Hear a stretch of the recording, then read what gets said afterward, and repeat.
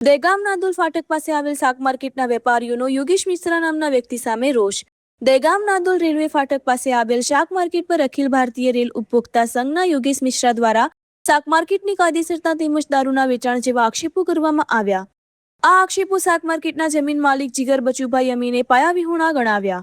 તેમજ તેઓના જણાવ્યા પ્રમાણે દહેગામ રેલવે ફાટક પાસે આવેલ સિટી સર્વે નંબર 618ની જમીન તેઓની માલિકીની છે તેમજ નિયમ અનુસાર ઓપન એને થયેલી છે અને શાક માર્કેટના તમામ વેપારીઓ 35 થી 40 વર્ષોથી વેપાર કરતા હોવા છતાં આજ સુધી કોઈ અનિચ્છનીય બનાવ બન્યો નથી કે કોઈ એફઆઈઆર દહેગામ પોલીસ સ્ટેશનમાં નોંધાઈ નથી. આ વિરોધ પ્રદર્શનમાં યુવરાજસિંહ જાડેજા તેમજ વજેન્દ્રસિંહ મકવાણા જોડાયા હતા. યુવરાજસિંહ જાડેજાએ નાંદોલ રોડ ફાટક પાસે આવેલ શાક માર્કેટમાંથી રોજીરોટી કમાતા 700 થી 800 માણસોના પરિવારોને રોડ પર લાવવાનું કાવતરું ગણાવી યોગેશ મિશ્રાને આડે હાથ લેતા જણાવ્યું હતું કે તેઓની પાસે પુરાવા હોય તો રજૂ કરી અને સરકારી વિભાગોએ આપેલ મંજૂરીઓની નિયમ અનુસાર મળેલ છે તેમ જણાવેલ. દહેગામ નાંદોલ ફાટક પાસે આવેલ શાક માર્કેટના વેપારીઓએ યોગેશ મિશ્રાનો વિરોધ કરી નારા લગાવી આક્રોશ વ્યક્ત કર્યો હતો. જોવા જઈએ તો અહીંયા લગભગ 700 થી 800 માણસનો પરિવાર અને એ પરિવારને ક્યાંક ને ક્યાંક રોડે લાવવાનું એક સુનિયોજિત કાવતરું હોય એવું અમને સ્પષ્ટપણે લાગે છે. કેમ?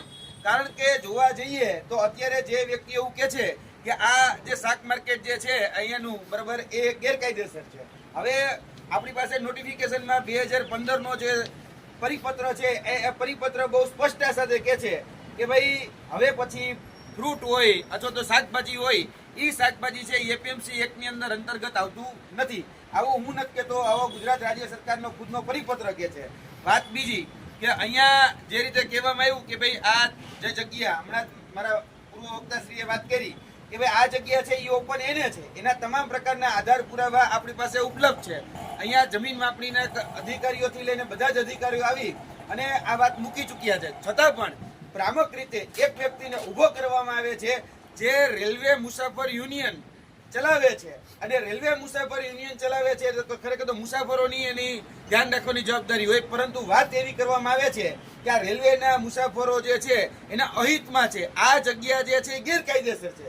તો અમે આ માધ્યમથી યોગેશ મિશ્રા કરીને જે વ્યક્તિ છે એને અપીલ કરીએ છીએ કે તમે જે વાત મૂકી છે કે જે આ જગ્યા ગેરકાયદેસર છે, આ જગ્યા છે રેલવેમાં આવે છે, તો તમે પુરાવા આપો કે આ જગ્યા રેલવેમાં કઈ રીતે આવે છે, ક્યાંથી આવે છે.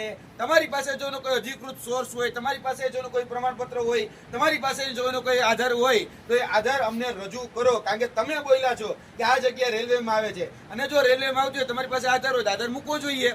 વાત બીજી, અહીંયા અત્યાર સુધી તમામ પ્રકારના નાના મોટા કામકાજોની અંદર આપણે વીજ લાઈન લેવી હોય ત્યારે વીજ લાઈન માટે આપણે અપીલ કરી હોય, રોડ રસ્તા માટે અપીલ કરી હોય, નગરપાલિકામાં આપણે ક્યાંક ને ક્યાંક પાણીની કે ગટરની કે બીજી બાબતો અપીલ કરી હોય, આ બધી જ અપીલો આપણી ગ્રાહ્ય રાખવામાં આવે. કેમ? કારણ કે જગ્યા ઓલરેડી એને થયેલી હતી અને બધી જ પ્રકારની પરમિશન આ વિસ્તારની અંદર મળેલી છે.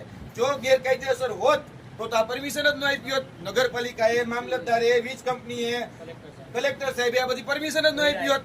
અને જો પરમિશન આવી છતાં એવું કહેવામાં આવે છે ગેરકાયદેસર છે તો યાદ રાખજો, ગેરકાયદેસર અમે નથી, ગેરકાયદેસર ક્યાંક ને ક્યાંક કલેક્ટર છે, ગેરકાયદેસર જે મામલતદાર છે, નગરપાલિકાના પ્રમુખ છે, એ બધા ગેરકાયદેસર થવા જોઈએ. કારણ કે એની જવાબદારી હતી જો ગેરકાયદેસર હોય ને કદાચ બધી પરમિશન આપવાની હોત તો. એટલે ક્યાંક ને ક્યાંક આ જે જગ્યા છે મૂળતઃ માલિકની જમીન છે, 7/12ના માલિક.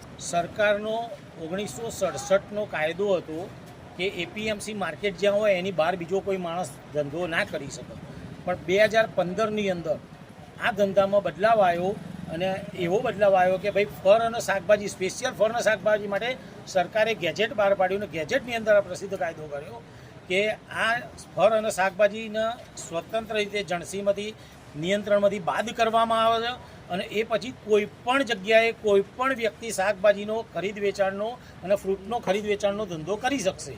આ પરિપત્ર છે, મારી જોડે પરિપત્રની કોપી છે, હું એ તમને આપી રહ્યો છું અને એના પેપરમાં પ્રસિદ્ધ બી કરવાની થાય તો હું કરવા તૈયાર છું.